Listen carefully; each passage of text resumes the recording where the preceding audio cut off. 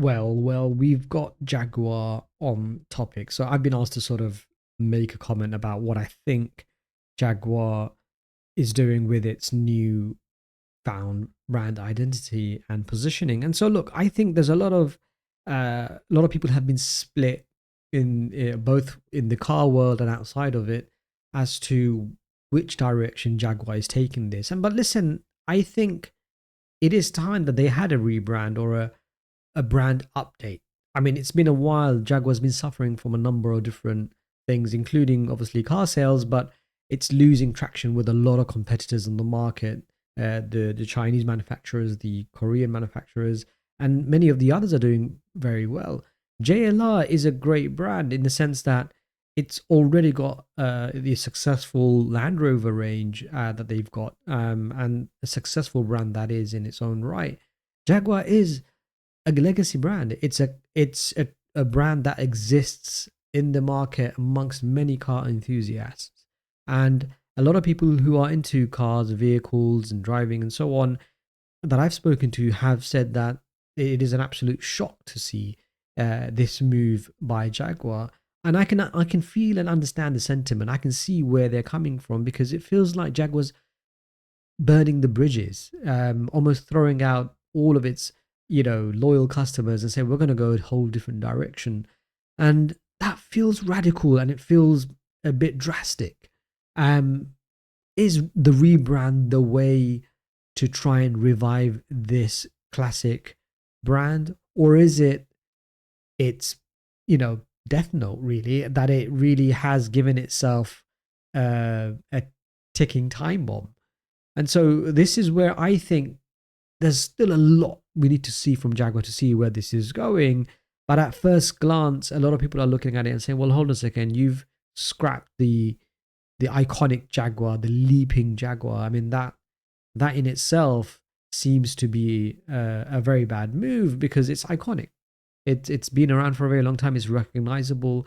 I don't think they've done away with it completely. I think they are applying it in some instances, but it's taken a step backwards, where they're now focusing on the logo type. Which look, I see when people are complaining that the logo type has a capital G or a U and all that sort of stuff, and it's a little bit. I don't really have a problem with the logo type per se. I think the font choice is completely off.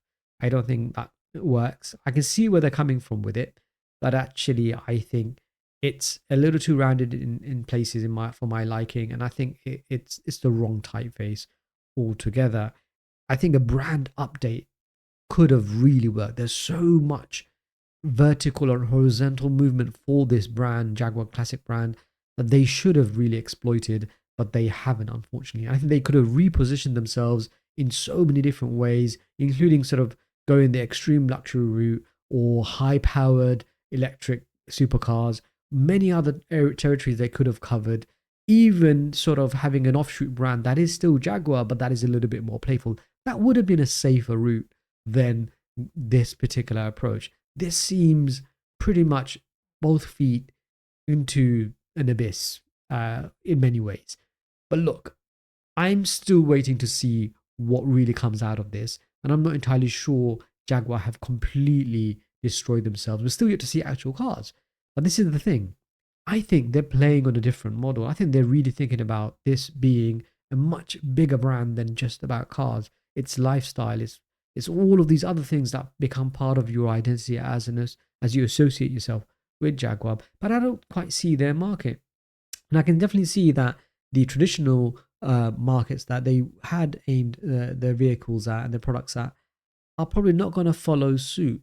And who they're banking on, from what I understand, are not really car people or into the sort of diesel petrol world as opposed to the electric one.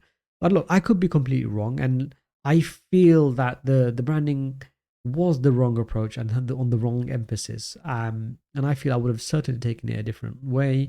But look, we've only got some insight into what the brand is doing, and it's very much limited in scope of what we can actually see and what are the internal discussions and plans. So I will hold fire on some of my criticism and on some of the things that I've been seeing, and we'll wait to see what comes out of this. But look, I'd like to hear what you think. Give me your comments. Do you agree? Do you disagree? What do you think is happening at Jaguar?